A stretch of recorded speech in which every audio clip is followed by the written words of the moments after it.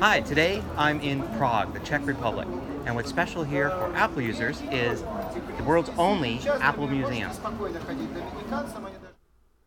The museum traces the history of Apple from the Apple I all the way to around 2012 when it opened.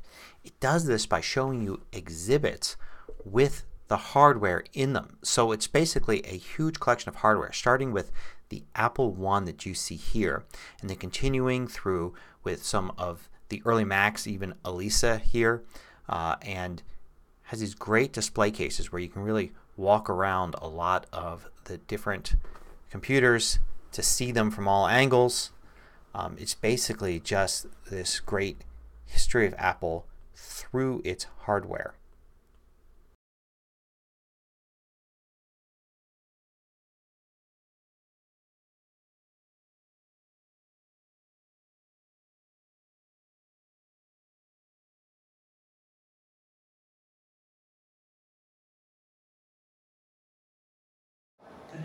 So I own a lot of these here. I had that G3 tower, G4 tower after that.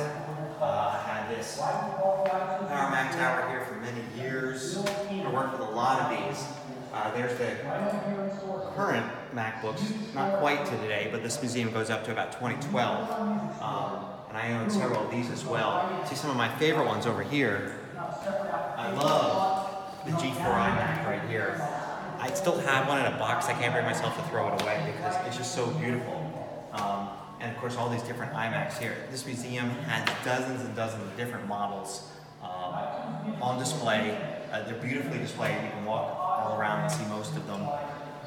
Going from Apples, they've got all the iPads, all the iPhones, all the different next computers, Lisa, different variations, special variations that Apple created, even Newton message pad. Come around through here. There's special things like, remember this Apple graphics tablet? Some of you may have had that. Here's all the different Newtons. I had the message pad 2000 at some point. They created this special educational version of it. They downloaded that. Here's some of the early Apple TV stuff. Apple did some of the first digital cameras, and I played with that Quick Take 100. I had one at work for a long time. So here you've got some of the evolution of the mice and the keyboards over the years. How it's evolved, and how big that first one was.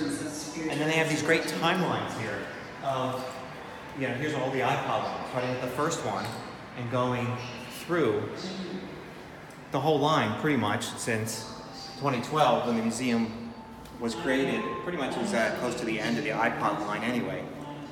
So they've got all this great stuff here. It's a great look through history. It's very Steve Jobs centric. There's Steve Jobs quotes everywhere, like over here on this wall.